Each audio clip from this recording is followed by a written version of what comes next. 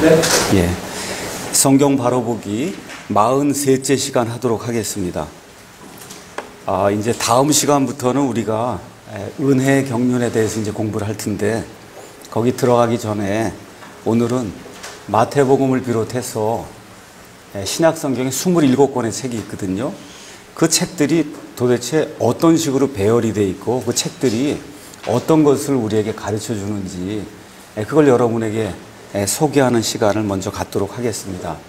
특히 그 27권의 그 책들 가운데 우리 성도들이 가장 크게 걸려 넘어지는 한 4가지 정도의 책이 있어요. 첫째가 마태복음, 그 다음에 이제 사도행전, 야고보서, 히브리서, 이와 같은 책들. 이런 책들은 역사가 이렇게 변하는 변천기를 다루는 그와 같은 책들이에요. 또 아니면은 수신자가 유대인들이든지 아니면 유대인들 가운데 개종을 한 그리스도인이든지 이런 종류의 책들에서 사람들이 이제 많이 걸려 넘어집니다. 우리가 구약은 39권인데 우리 소설을 읽거나 어떤 줄거리가 있는 어떤 책들을 읽으면 처음부터 끝까지 특별한 일이 없는 한 이게 모든 게 연대기를 따라서 시간을 따라서 이렇게 쭉 배열이 되어 있는데, 성경은 그렇지 않아요.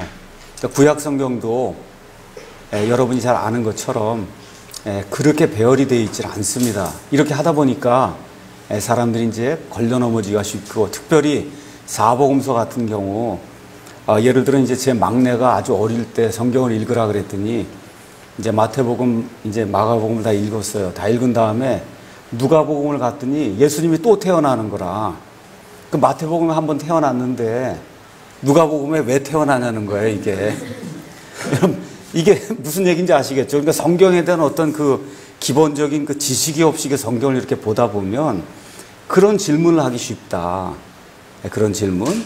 또 여기 성경에 나와 있는, 특히 신약 성경에 나와 있는 이 말씀들은 연대기적으로 배열이 되어 있지 않습니다. 그래서 기본적으로 처음에 우리가 이제 구원받으면 그러면 대개 요한 1서나 요한복음을 읽어라. 이제 그렇게 이 목사님이나 아니면 이 구원을 설명해 주신 분들이 그렇게 이야기합니다. 아주 좋은 그러한 그 선택이에요.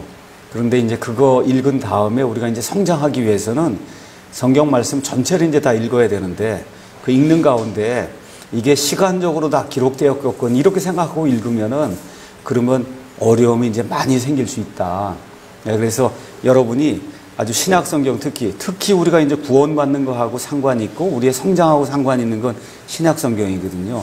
그래서 그 신약 성경이 어떤 구조를 가지고 돼 있고 그 안에 책들이 어떤 내용으로 우리에게 무엇을 가르쳐 주려고 하는가, 요거에 대해서 조금만 좀 이해를 하고 신약 성경을 읽으면 그러면 신약 성경의 그 내용이 여러분에게 많은 도움을 줄 수 있습니다. 자, 먼저 지금까지 이제 성경 바로 보기를 하면서 여러분에게 이제 여러 차례 이제 말씀을 드렸습니다. 언제부터가 신약 시대이냐? 히브리서 9장 16절 17절이 이야기하는 것처럼 상속 언약이라고 하는 게 영어로 테스타먼트예요. 그 테스타먼트를 주는 사람을 테스테이터, 상속 언약하는 자, 이렇게 이제 번역이 되어 있습니다. 쉽게 얘기하면 유언하는 사람이에요. 그래서 유언하는 자가 죽어야 그 이후부터 효력을 발휘해요. 살아있을 때 얼마든지 유언을 줄 수가 있지만 그 상속 언약은, 그 상속 언약하는 사람이 살아있으면 그럼 아무 효력이 없어요. 그래서 마찬가지로 우리가 뉴 테스터먼트, 이게 새 상속 언약, 우리말로는 신약, 이렇게 이제 짧게 기록이 되어 있는데, 이 신약, 새로운 그 상속 언약도 새로운 상속 언약을 주시는 예수님이 죽으신 이후부터 실질적으로 효력을 발휘하는 거다. 요거를 머릿속에 잘 기억을 하시고 성경을 읽으셔야 돼요. 제가 이제 이런 강의를 하고 또 유튜브에 이렇게 동영상들을 올리고 이렇게 하다 보면 여러 사람들이 이제 가끔씩 이제 메일을 보내옵니다. 이메일을. 그 이메일을 보내거나 아니면 간증을 할 때 두드러지게 이야기하는 것 중에 하나가 다 그 얘기예요. 마태복음 1장 1절부터 그냥 신약인 줄 알고 여태까지 그렇게 읽었다. 그런데 알고 보니까 그게 아니고 예수님 십자가 사건 그 이후부터가 실질적인 신약이고 그 전은 구약이라고 하는 거, 그거를 이 강해를 통해서 처음 알게 됐다는, 난생 처음 그래서 이제 그걸 알게 되니까 어떤 분 표현에 의하면 성경 이해에 대한 새로운 지평이 열렸다는 거예요. 그 전까지는 마태복음부터 시작해서 계속 이게 신약인가 하는데 이게 어떻게 마태복음하고 로마서하고 갈라디아 이렇게 하면은 자꾸 상충이 되는 거예요. 자꾸 특히 구원 얻는 그런 부분에 가면. 그래서 이제 그게 해결이 이제 안 돼서 고민하다가 이와 같은 거 강해를 듣고 문제가 해결되었다고 이렇게 말씀해 주시는 분들이 상당히 많습니다. 자, 그래서 신약 시대는 구체적으로 예수님 탄생하면서도 열린 건 사실이에요. 그럼에도 불구하고 이 예수님의 그 새 상속 언약이라고 하는, 특히 교회라고 하는 이 신약 시대에 새로운 이런 기관이 시작이 되고 효력을 갖게 된 거는 십자가 사건 이후다. 십자가 사건 이후. 조금 더 구체적으로 이야기하면 사도행전 2장에 나오는 오순절 사건 이후부터가 교회 시대 아니면 은혜 시대다. 이제 우리가 이제 그렇게 이야기할 수가 있습니다. 자, 그러면 성경에 나와 있는, 신약 성경에 나와 있는 27권의 그 책들이 무엇을 이야기하는가 제가 지금부터 이제 조금씩 이제 설명을 하겠습니다. 자, 복음서에는 4개가 있어요. 마태복음, 마가복음, 누가복음, 그 다음에 요한복음 이렇게 이제 있는데 이 중에 마태, 마가, 누가 요 세 복음서만 역사를 기록하는 책이에요. 역사. 그 다음에 또 어떤 역사가 나오냐면 사도행전은 교회가 시작이 되면서 교회가 온 세상에 퍼져나가는 역사를 기록한 역사서예요. 이걸 여러분이 기억을 해야 됩니다. 요한복음은 역사서가 아니에요. 요한복음은 이제 조금 이따 이제 설명을 하겠지만, 그래서 이 마태 특히 그 다음에 사도행전은 이게 변천이 되는, 시대가 한 시대에서 다른 시대를 이렇게 변천이 되는 그 변천기를 기록하는 역사서라는 사실, 그걸 여러분이 이제 기억을 해야 됩니다. 그럼 어떤 면에서 변천기냐? 마태복음은 구약에서 신약으로 넘어가는 변천기를 다루는 역사서입니다. 그 다음에 사도행전은 100% 유대인으로 구성된 신약 교회에서 이방인들로 구성된 신약 교회로 변천이 되는 그와 같은 역사 기록을 담고 있는 겁니다. 그러니까 유대인 기독교에서 이방인 중심의 기독교로 바뀌는 이와 같은 역사를 담고 있는 역사서가 사도행전이다. 자, 그 다음에 우리가 공관복음이라는 이야기를 좀 들어봤을 거예요. 영어로는 우리가 시놉틱 가스풀 이렇게 이제 이야기합니다. 이거는 마태, 마가, 누가는 공관복음이라고 이야기해요. 요한복음은 공관복음이 아니에요. 공관이라고 하는 건 관점이 공통적으로 같다 이런 뜻이에요. 관점이 공통적으로 같다. 그러니까 어떠한 사건을 이렇게 기록하는데 역사적인 그런 측면에서 마태, 마가, 누가는 같은 관점을 가지고 다만 대상을 다른 사람으로 해서 기록해 놓은 동일한 것과 같은 복음서다. 우리가 그렇게 이해할 수가 있습니다. 자, 마태복음 이거는 누구를 대상으로 기록한 거냐 하면 예수님이 메시아로 이 땅에 오셨어요. 그래서 유대인들의 메시아로 자신을 소개했지만 결국 이 메시아를 받아들이지 않거든요. 유대인들이. 이렇게 되면서 예수님께서 주시려고 했던 이 메시아 왕국, 천년왕국 아니면 하늘의 왕국이 연기가 됩니다. 그래서 그 연기가 되는 그 과정을 유대인들에게 설명을 자세히 해줄 필요가 있는 거예요. 예수님이 도대체 어떤 분이시고 그분이 어떤 일들을 하셨고 특히 유대인들과 이분이 어떤 상관관계가 있느냐 해서 유대인들에게 예수님이 구약 성경에 예언된 유대인들의 메시아로 오셨다는 점을 강조하기 위해서 기록된 그와 같은 책이 마태복음이다. 주후 60년경에 이제 기록이 되어 있습니다. 그 다음에 이제 마가복음은 어떤 분이 마태복음을 줄여놓은 게 마가복음이 아니냐 이렇게 이제 이야기하는 분도 있어요. 아니에요. 서로 다른 저자가 기록자가 하나님의 영감으로 이제 이 말씀을 이제 기록을 한 겁니다. 이거는 로마 교회 이방인들 대상으로 고난받는 종으로서의 예수님을 소개하기 위해서 역시 주후 60년경에 마가가 이제 기록한 그와 같은 복음서입니다. 그 다음에 이제 누가가 기록한 이 복음서는 주후 65년경에 이제 기록이 되었는데 주로 그리스 사람들을 대상으로 해서 사람의 아들, 하나님의 아들, 사람의 아들이 있는데 사람의 아들로 오신 그 구원자를 소개하는 거예요. 그래서 여러분이 누가복음 1장에 들어가서 보시면 데오빌로라고 하는 그 수신자에게 지금 여기 이 누가가 복음서를 기록을 하면서 거기 뭐라고 썼냐, 여러 사람들이 예수님에 대한 그런 일들을 기술했다는 거예요. 근데 이것에 대해서 아주 퍼펙트하게 완전하게 알고 있는 나도 이것을 데오빌로 각각 당신에게 알려주려고 하는데, 어떻게 알려주려고 하냐, 질서정연하게 시간별로 연도별로 가장 정확하게 그렇게 알려준다고 하는 거예요. 그러니까 여러분이 마태복음을 읽으실 때 또 조심해야 될 게 있어요. 이게 시간별로 기록이 되었구나 이렇게 생각하시면 안 돼요. 시간별로 연도별로 정확하게 기록이 된 거는 누가복음에 있는 게 그 순서가 시간별로 기록이 되어 있는 거예요. 시간별로. 그리고 마태라든지 아니면 마가는 그 대상들에게 이 말씀을 이제 전달해 주기 위해서 물론 시간의 요소도 많이 있습니다. 그럼에도 불구하고 임의로 어떤 사건의 그 중요성에 따라 한 사건이 일어났으면 그것과 상관 있는 어떤 사건들 같이 이렇게 합쳐갖고 이런 식으로 이제 전달했기 때문에 이게 연대기적으로 기록된 건 아니다. 그러니까 누가라고 한 사람은 의사예요.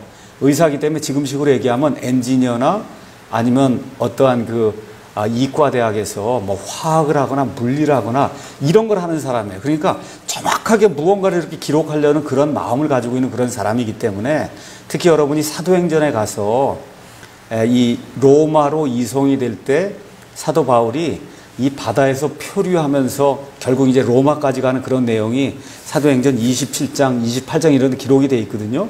그거를 얼마나 자세히 기록해 놓는가 한번 가서 보면 이 누가 의사라고 하는 이 사람이 얼마나 대단히 이러한 그 역사관을 가진 꼼꼼한 그런 역사가였는가를 우리가 이제 성경 기록을 통해서 알 수가 있습니다. 자, 그래서 다시 한번 이야기하지만 마태, 마가, 누가는 역사서다. 그 다음에 이제 사도행전은 누가 지었냐면 누가가 지었어요. 그래서 여러분이 이 교회가 시작되기 전에 우리 예수님의 출생부터 시작해서 교회가 저 로마까지 온전히 몽땅 다 퍼지는 그 과정을 한번 일목요연하게 내가 다 읽어봐야 되겠다. 이렇게 하시면 누가복음하고 사도행전을 읽으시면 되는 거예요. 둘 다 누가가 지은 거고 누구에게? 데오빌로라고 하는 그 사람에게 지은 거예요. 그래서 예수님 출생부터 시작해서 교회가 형성이 돼갖고 교회가 온 땅의 끝까지 퍼져나가는 그러한 거를 누가복음이 24장, 그 다음에 사도행전 28장, 총 52장에 걸쳐서 누가라고 한 사람이 기록해 놓은 거니까 사실 한 사람이 두 개를 기록했는데 52장을 기록했으니까 어느 면에서는 성경에서 가장 긴 책이다. 그것도 뭐예요? 가장 긴 역사서다. 이렇게 이제 여러분과 제가 이해를 하면 됩니다. 자, 사도행전이 끝난 이후부터는 로마서부터 히브리서까지는 사도 바울이 기록한 그와 같은 하나님의 말씀이에요. 그래서 사도행전 2장에서 교회가 처음 이 땅에 눈에 보이게 출생을 하게 됩니다. 자, 그러면 이 교회라고 하는 건 구약시대에 존재하지 않았어요. 예수님 때도 존재하지 않았어요. 드디어 이제 오순절 사건이 생기면서 교회가 처음으로 등장을 하니 교회 안에 여러 가지 문제들이 생길 거 아닙니까? 그렇죠? 또 교회 안에 여러 가지 직무를 수행하는 사람들, 뭐 목사도 있고 집사도 있고, 자, 그러면 여자 집사가 가능하냐, 여자 목사가 가능하냐, 교회에서 어떤 문제가 생길 때 이런 문제를 어떻게 해결해야 되냐, 그렇죠? 그 다음에 사람을 어떻게 구원받는 문제, 어떻게 성장하는 문제, 또 교회 안에 여러 가지 문제를 일으키는 사람들 어떻게 징계해야 되느냐, 그렇죠? 여러 가지 그런 문제를 가르쳐 줄 수 있는 그와 같은 말씀들이 필요하잖아요. 그래서 하나님께서 이 사도 바울을 써서 그래서 로마서부터 시작해서 히브리서까지 서신서를 기록하게 한 거예요. 서신서 말 그대로 편지예요. 편지. 그래서 특정한 어떤 교회에게 이렇게 편지, 로마서 같은 로마에 있는 교회에게, 갈라디아 지방에 있는 교회들에게, 그렇죠? 빌립보에 있는 교회에게, 그 다음에 이제 히브리서 같은 경우는 뭐로 돼 있어요? 히브리 사람들에게 보내는 사도 바울의 서신, 이렇게 제목이 돼 있으면서 히브리 사람들로서 그리스도인이 된 그런 사람들 중심으로 해서 사도 바울이 이방인들을 향해서는 로마서라고 하는 대작을 기록했고, 유대인 그리스도인들을 위해서는 히브리서라고 하는 대작을 기록한 거예요. 그래서 제가 신약 성경 중에 가장 좋아하는 그런 거 하나 들라 그러면 히브리서를 들 수 있어요. 구약과 그 신약을 매칭을 시켜가면서 구약 속에 계시가 되어 있는 그 예수 그리스도가 신약 속에서 어떻게 그 모든 것들이 이렇게 예표가 실제로 이제 성취가 되는가. 놀라운 것이 그 안에 이제 기록이 되어 있는 게 이게 히브리서다. 그래서 사도 바울이 이제 이와 같은 말씀을 이제 기록을 했어요.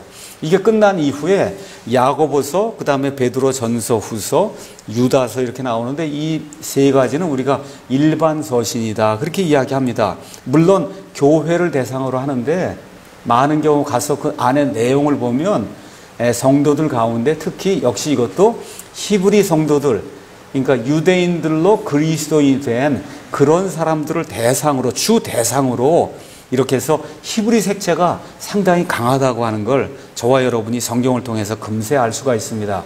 특히 야고보서는 상당히 초기에 기록이 된 거예요. 야고보서는 무엇을 기록하는 거냐? 구원받은 사람이 어떻게 살아야 될 것인가? 어떻게 구원받는가는 야고보서에서 가르쳐 주지 않습니다. 야고보서는 구원받은 사람이 어떻게 살아야 될 것인가를 이야기하는 거예요. 그래서 어떻게 해야 된다는 거예요.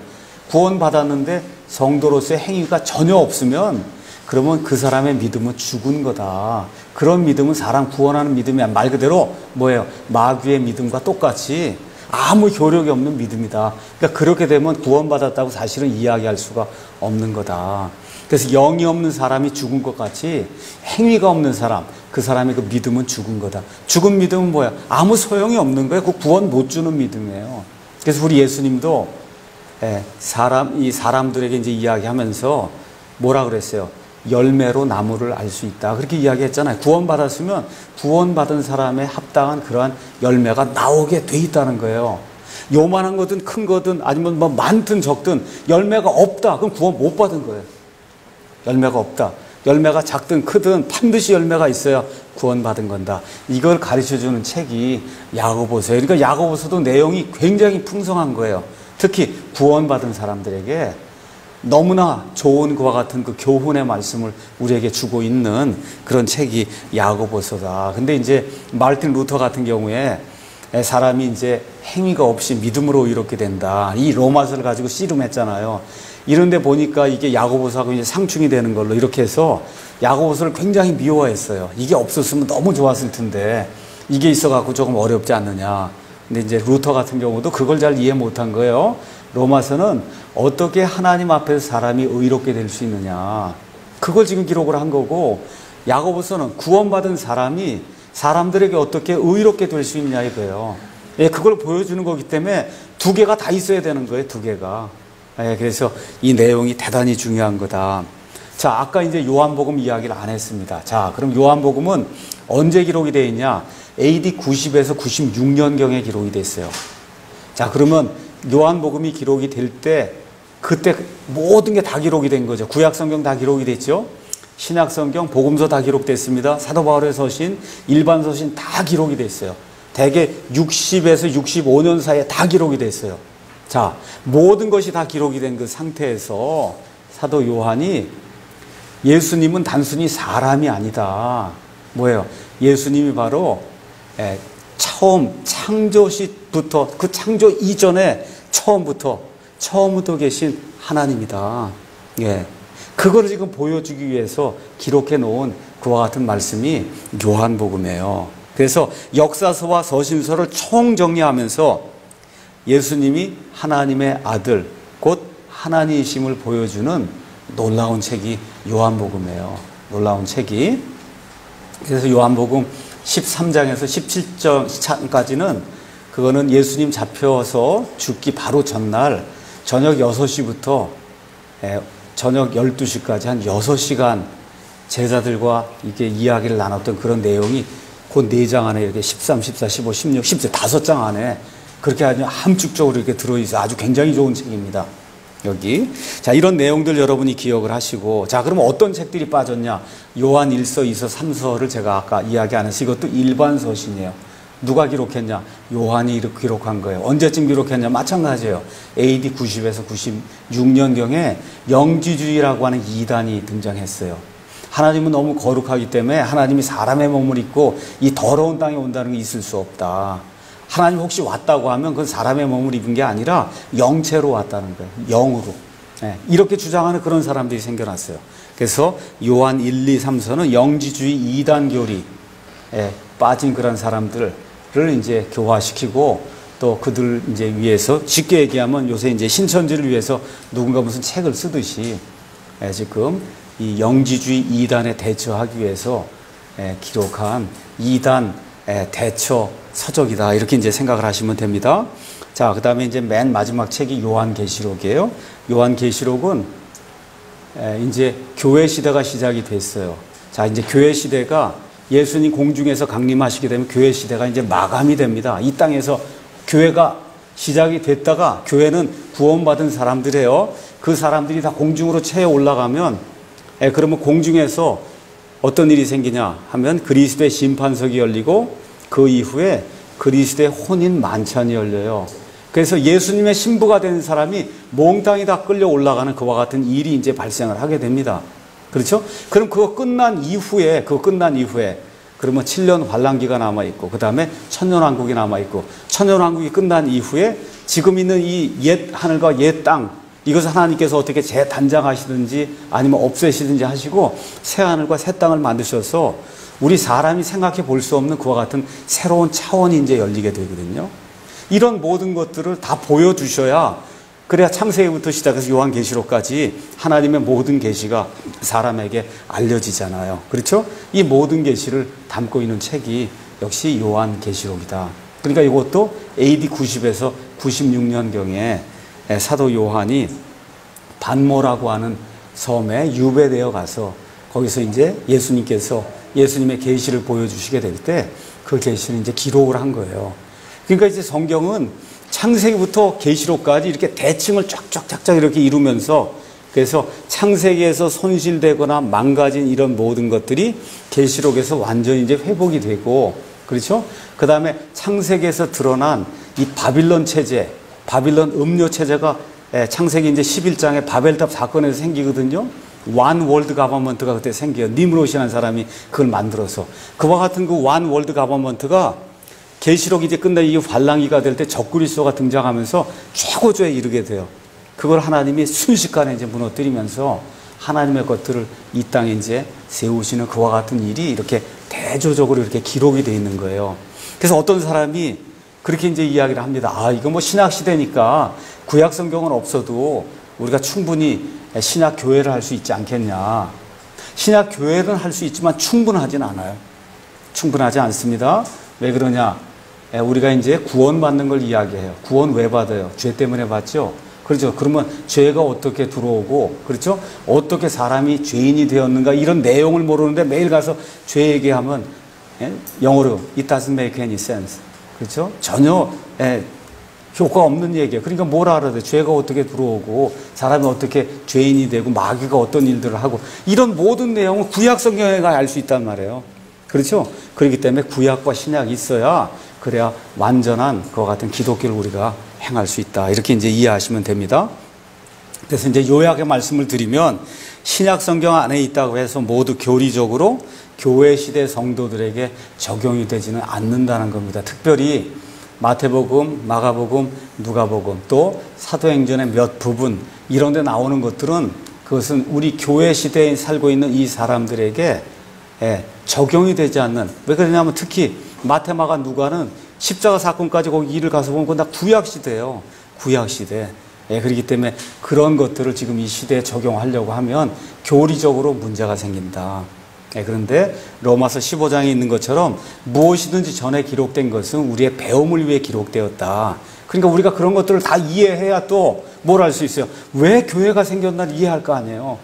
그렇죠? 왜 지금 교회가 생기고 왜 이방인들에게 이렇게 복음이 선포가 되고 구약시대에는 이방인들이 하나님의 이 계획 밖에 있는 이스라엘 영연방 밖에 있는 말 그대로 예수 그리스도 밖에 있는 그런 존재였는데 어떻게 그런 사람들이 이제는 주축이 됐잖아요. 그렇죠? 그런 일들이 어떻게 생기게 됐냐? 역사서에 기록이 없으면 알 수가 없다는 거예요. 그래서 마태, 마가, 누가가 그런 것들을 우리에게 제공을 해주는 겁니다. 특히 또 사도행전 같은 경우는 교회가 이렇게 생긴 이후에 유대인 중심에서 이방인 중심으로 넘어가는 가운데 변천이 되는 이런 과정을 하다 보니까 교리적으로 어떨 때는 이렇게 성령 침례를 받고 사람이 구원받을 때 어떨 때는 소위 방언이라고 하는 걸 하게 되고 어떨 땐 방언을 하지 않고, 예를 들어 사도행전 2장에 가서 보면 거기 처음에 유대인들이 성령 침례 받았잖아요. 어땠어요? 다 다른 나라 말로 방언을 했죠. 고넬료가 또 성령 침례 받을 때도 방언하는 그런 일이 생겼단 말이에요. 그렇죠? 그런데 에티오피아 내시가 구원받아요. 방언해야 하나요? 그런 거 없어요. 그런 내용이. 그렇죠?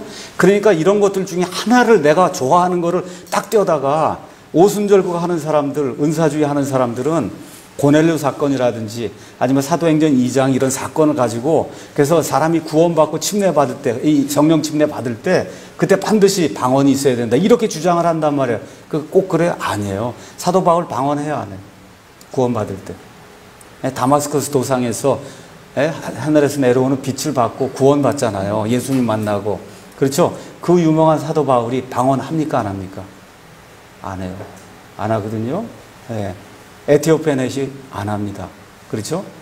또 누구도 안 해요. 사도행전 16장에 가면 자주장사 루디아가 있잖아요. 그렇죠? 이런 사람도 안 해요. 빌립보 감옥의 간수 안 합니다. 그렇잖아요. 그러니까 가서 보시면 거의 대부분 안 해요.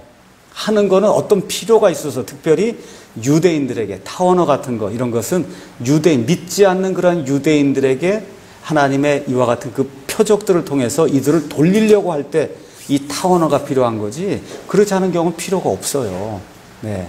그래서 이런 내용들을 우리가 잘 이해를 하고 성경을 봐야 됩니다. 자, 그래서 교회는 마태복음 16장 18절에서 베드로가 예수님에게 당신은 그리스도시요 살아계신 하나님의 아들입니다, 그렇게 이제 고백을 할 때 예수님께서 이 반석 위에 그 베드로의 그 믿음의 고백, 나를 그리스도라고 하고 하나님의 아들이라고 하는 이 믿음의 고백 위에 내가 내 교회를 세우리니 지옥의 문들이 그것을 이기지 못하리라. 그렇죠? 그래서 내 교회를 세운다. I will build my church. 내가 세우겠다는 거예요. 세운 게 아니라. 언제부터 그것이 이루어지냐? 사도행전 2장 이후부터 이제 그것이 이루어진다. 그래서 이런 내용들을 이제 이제 보면서 교회에 관한 것들은 특별한 일이 없나 거의 100% 사도행전 이후에 기록이 되어 있다, 이렇게 이제 이해를 하시고 성경을 보셔야 됩니다. 자, 그러면 예수님의 사역의 대상은 누구냐? 이것도 이제 중요한 내용이기 때문에 여러분에게 이제 말씀을 드립니다. 한마디로 요약을 하면 로마서 15장에 나와 있어요. 한번 보겠습니다. 로마서 15장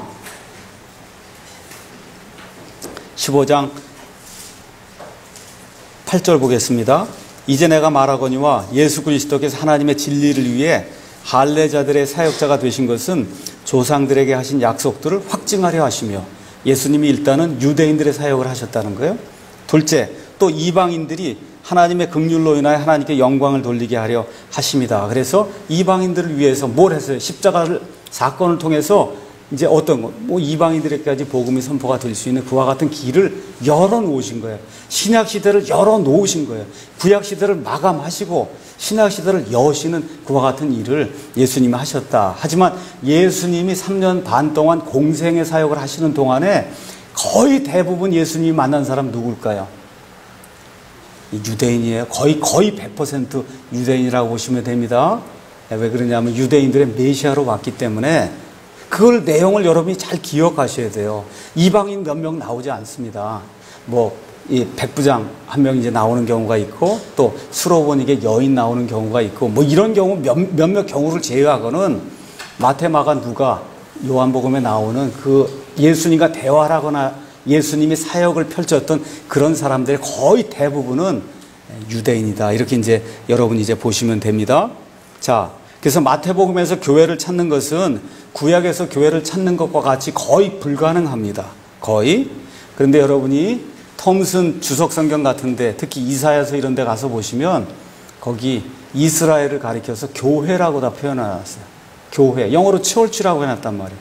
이렇게 되니까 사람들이 톰슨 주석성경 같은 거 이런 걸 보면서 구약성경에도 교회가 있었구나, 이렇게 착각을 일으켜요. 그런 건 안 된다. 그건 없다. 구약성경에는. 왜 이런 일이 생기느냐? 제가 지난번에도 이야기한 것처럼 칼빈주의 언약신학에서는 아담부터 교회라고 가르쳐. 아담부터. 이렇게 하다 보니까 하나님의 백성은 다 교회다, 이런 식으로 성경을 풀다 보니까 성경이 아구가 안 맞는 거예요. 이런 문제 때문에 특히 장로교인들 성경 해석에서 굉장히 어려움을 많이 갖습니다. 이런 문제가 이제 발생을 한다. 자, 구약 성경에서는 교회를 찾기가 거의 불가능해요. 없어요. 신학시대 이런 교회가. 그래서 에베소서 3장에 가서 보시면 다른 시대 다른 사람들에게는 이 교회의 신비가 계시가 되지 않았다고 성경이 우리에게 이야기해주고 있습니다. 베드로전서 1장에 가서 보시면 대언자들이 예수님의 초림에 대해서 또 예수님의 재림에 대해서 이런 것들을 이야기하는데 그 중간에 뭐가 껴있냐면 교회 시대가 껴있거든요. 교회 시대. 이런 것들에 대해서 거의 이야기하지 않았고 또 어떤 것들을 기록해 놓았다 해도 그것이 이 유대인들을 위한 그런 것들이 아니라 이방인 이 교회를 위해서 이제 계시가 되었다. 이런 내용이 이제 그 안에 기록이 되어 있습니다. 자, 그래서 복음서에서 우리가 찾아야 될 몇 가지 진리를 여러분에게 이제 말씀드립니다. 첫째는 복음서를 읽으시면서 하나님의 열심을 찾으셔야 돼요. 특히 마태복음 21장 33절에서 44절 가서 보시면 예수님께서 친히 무엇라고 말씀하시냐 하면 하나님 아버지께서 구약시대에 계속해서 대언자들을 보내다가 맨 마지막에 누구를 보낸다는 거예요? 자신의 아들을 보내신다는 거예요. 히브리서 1장 1절에 지나간 때에는 여러 가지 여러 시대에 다양한 방식으로 대언자들을 통하여 말씀하신 하나님께서 이 마지막 때에는 누구를 통해? 자기의 아들을 통해서 말씀하신다. 그러니까 사람들을 구원하시기 위해서 하나님의 이와 같은 종들을 사용하시다가 그게 안 되니까 결국은 누구까지 보내세요? 자기 아들까지 보내시면서 사람을 살리시려고 하는 하나님의 열심을 저와 여러분이 읽어야 된다는 거예요. 복음서를 이렇게 읽으시면서. 둘째는 구약 성경의 예언을 이루시기 위해서 하나님께서 메시아를 보내시는구나. 구약 성경의 예언 중에 메시아를 보낸다는 약속이 특별히 창세기 3장 15절에 여자의 씨를 보내겠다는 그런 약속이 있죠. 그때부터 계속해서 구약 성경에 빨간 그와 같은 줄이 예수님에게까지 이르는 그런 줄이 생겨나서 그게 메시아 라인이거든요. 그 메시아 라인, 이 성취를 하시기 위해서 우리 하나님께서 메시아를 궁극적으로 보내시는구나. 그렇죠? 그거를 저와 여러분이 복음서에서 읽어야 돼요. 그 다음에 이 메시아 약속, 또 사람의 그 인류 구원을 위해서 하나님께서 직접 사람의 몸을 입고 오셔서 마귀를 멸절시키는 그와 같은 최종적인 계획을 하나님이 직접 수행을 하시는구나. 이 내용을 복음서에서 우리가 읽어야, 다른 데서는 없어요. 그 내용이. 그렇죠? 읽어야 되는 겁니다. 그렇죠? 그 다음에 복음서에 나와 있는 그 예수님이 바로 그 일을 직접 행하시는 하나님이시다. 이 내용을 저와 여러분이 복음서를 통해서 읽으셔야 돼요. 그래서 요한복음 14장 가서 보시면 뭐라고 기록이 되어 있냐면 내가 곧 길이요 진리요 생명이니 나를 통하지 아니하고는 아버지께로 올 자가 없느니라 그랬더니 뭐라 그래요? 제자들 중에 하나가 아버지를 좀 보여주십시오. 그렇게 얘기하잖아요. 그랬더니 뭐라 그래요? 빌립아, 내가 이렇게 오랫동안 너희와 함께 있었는데 아버지를 보여달라고 하느냐? 나를 본 자는 아버지를 이미 보았느니라. 그러니까 예수님이 말씀하신 것, 예수님이 이렇게 행하신 것, 심지어 예수님이 주무시는 것까지 몽땅이 다 하나님이 하시는 것 똑같은 거예요. 그래서 예수님이라고 한 이 프리즘을 통해서 보는 하나님만 진짜 하나님이에요. 예수님 무슨 얘기인지 아시죠? 그러니까 복음서를 통해서는 우리 사람이 하나님 하늘에 계시는데 그 하나님을 어떻게 구체적으로 알 수 있겠어요? 근데 구약시대에 그분이 계시가 안 됐잖아요. 근데 신약시대에 그분이 계시가 되셔서 그분이 행하신 모든 게 복음서에 기록이 돼 있잖아요. 그러니까 우리 유한한 인간이 하나님이 어떤 분인가를 직접 눈으로 볼 수 있는 그와 같은 모습으로 하나님이 자신을 계시해 주신 거, 그게 복음서에 기록이 되어 있는 거다.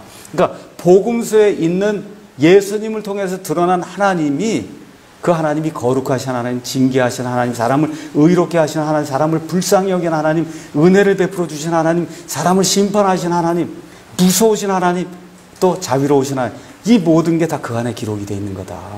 이거를 놓치면 안 돼요. 이거를. 그래서 이 복음서를 읽으시면서는 여기에 나타난 이 예수님이 바로 하나님이시구나. 많은 사람들이 하나님 있고 요 밑에 예수님이 있는 걸로 자꾸 착각을 하는 사람들이 많아요. 그런데 예수님은 참 하나님이시요 참 사람이에요. 그걸 이해하셔야 돼요. 예수님은 참 하나님이시요 참 사람이다. 그런 존재는 인류 역사상 한 분뿐이 없어요. 한 분. 네, 이런 내용을 기억을 해야 됩니다. 그래서 예수님은 어떤 분이냐? 아들 하나님이 사람의 몸을 입고 오신 분이에요. 아들 하나님이 삼위일체 둘째 위에 있는 아들 하나님이, 둘째라 그래서 아버지 하나님이 더 높고 그런 얘기가 아닙니다. 예, 아버지, 아들, 성령님은 삼위일체라고 얘기할 때 순서가 있는 게 아니에요. 누가 더 높은 게 아니에요. 우리가 부를 때 아버지, 아들, 남편과 아내 이렇게 부르는 거지, 남편과 아내 불렀다가 아내는 좀 밑에 있고 남편이 위에 있는 게 아니거든요. 여러분 이해하셔야 됩니다. 예, 동등하신 분, 모든 것에 동등하신 분이야. 이 세 분이 단 한 하나님이시다. 자, 그래서 이 둘째 위격에 있는 이 아들 하나님이 사람의 몸을 입고 오신 분이 예수님이에요. 또 성령님에게서 태어났다는 그런 의미에서는 하나님의 아들이에요. 하나님의 아들이라고 하는 건 유대인들에게는 하나님과 동일한 존재다, 그런 뜻이에요. 예수님을 왜 사람의 아들이라 그러냐? 사람과 동일한 모든 걸 가지고 계시기 때문에 사람의 아들이에요. 사람의 아들. 그래서 예수님은 하나님의 아들이시오, 또 동시에 사람의 아들이시다. 그래서 예수님 그 한 분 안에 잘 들으셔야 돼요. 하나님의 신성이 100% 들어있고 사람의 인성이 100% 들어있는 거예요.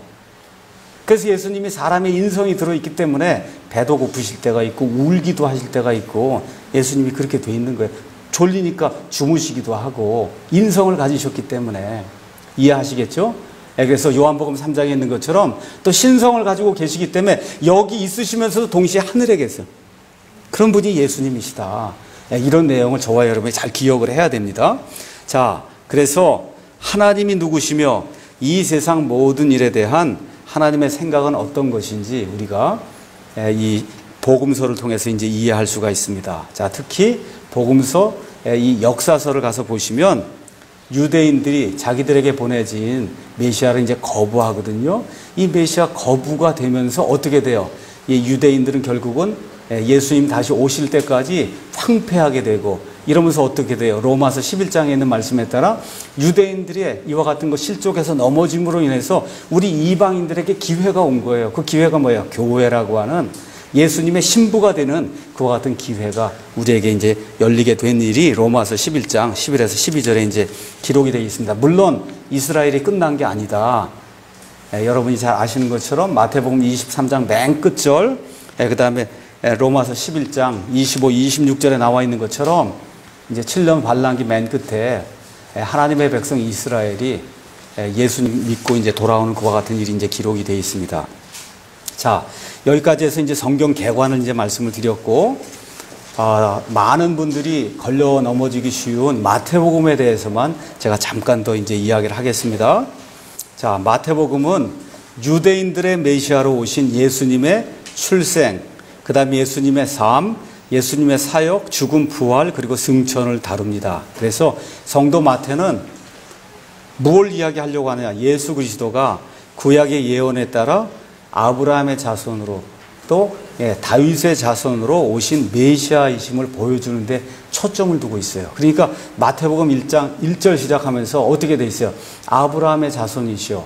그 다음에 다윗의 자손이신 예수 그리스도의 세대에 관한 책이다, 이렇게 돼 있죠. 아브라함, 이거 유대인들에 대한 거고, 그렇죠? 아브라함의 자손. 그 다음에 다윗의 자손 뭐예요? 메시아라는 거예요. 그렇죠?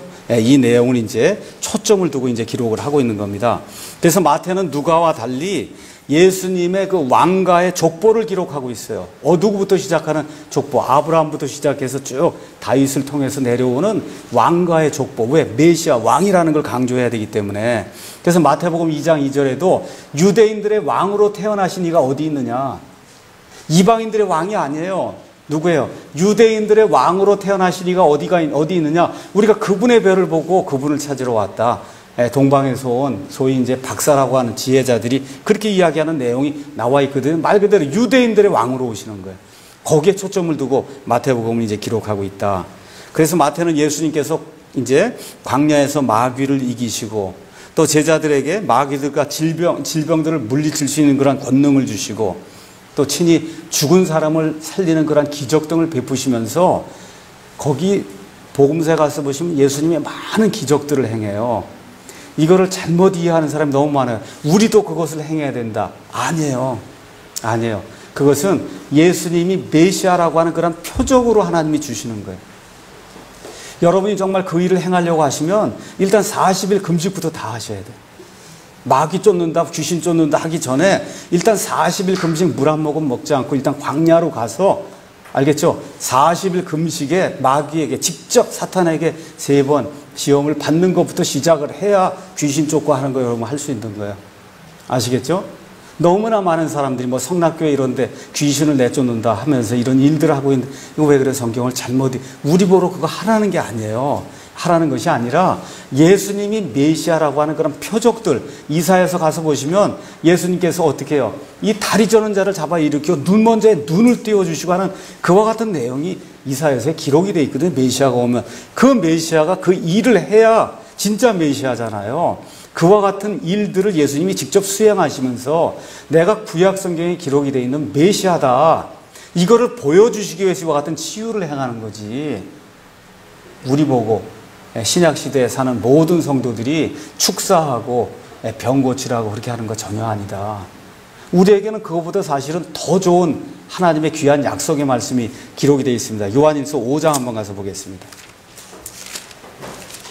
요한일서 5장 14절 뭐라 기록이 되어 있냐?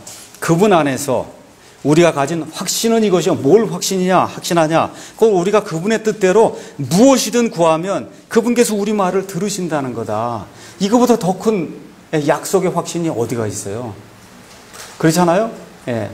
거기 있는 그대로예요. 우리가 그분의 뜻대로 무엇이든지 구하면 그분께서 우리 말을 들으신다는 거. 그것보다 더 좋고 더 확실한 약속이 어디가 있습니까? 자, 그래서 여기 있는 이런 것들을 통해서 우리는 예수님의 사역의 이제 그 메시아 왕국의 그 본질과 영역, 활동 이런 것들이 이제 우리가 알 수가 있습니다. 그런데 어떻게 됐어요? 예수님은 다니엘서 2장에 나와 있는 것처럼 하늘의 하나님께서 땅에 세우신 하늘의 왕국을 이 유대 땅에 세우시려고 하고 모든 것들을 다 동원해서 이런 일들을 하려고 했으나 어때요?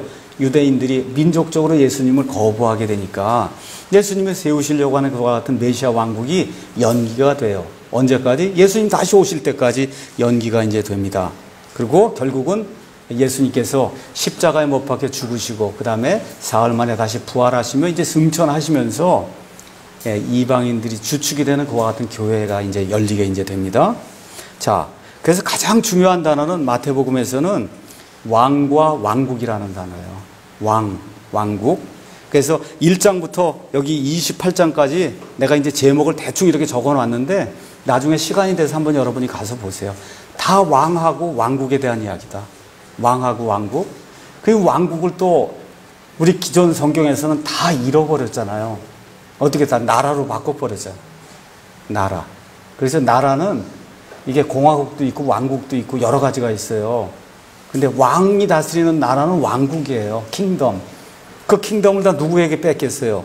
여호와의 증인에게 다 빼앗겨 버렸잖아요.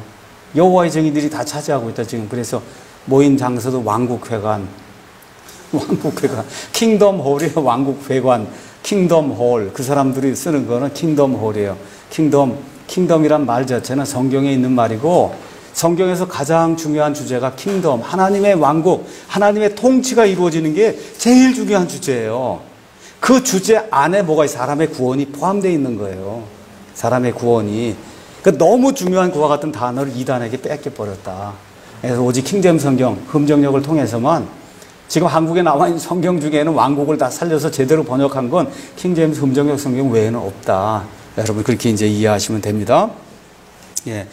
한글 뭐 킹제임스 성경인가 뭔가 하는 게 있는데 이것도 다 나라, 하늘의 왕국도 천국, 이런 성경으로 성경 이해할 수가 없습니다. 그러니까 한마디로 킹제임스 성경이 아니죠. 그렇게 이제 여러분이 이해하시면 됩니다. 특징 몇 가지만 말씀드리고 마치겠습니다. 교리적으로 볼 때 유대인들에 대한 내용입니다. 자신들의 메시아, 특히 통치자로서의 메시아를 고대해 오던 유대인들의 관점에서 이제 이게 기록이 된 거예요. 그래서 신약 시대가 열렸어요. 예수님이 탄생했으니까. 근데 뭐예요? 여전히 구약 시대라는 거. 십자가 사건 전까지 여전히 구약 시대라는 거. 이거를 단단히 이 머릿속에 고정을 시키고 그러고 성경을 이제 읽어야 됩니다. 자, 그래서 침례자 요한이라는 사람이 나오는데 침례자 요한의 사역은 구약 시대를 마감하면서 누구예요? 새로운 시대를 열기 위해서 예수님의 그 선구자로 와서 그래서 구약 성경에 기록된 그와 같은 일들을 수행한 그와 같은 사람이다. 자, 그러면 마태복음에서 우리가 어떤 진리를 찾아야 되느냐?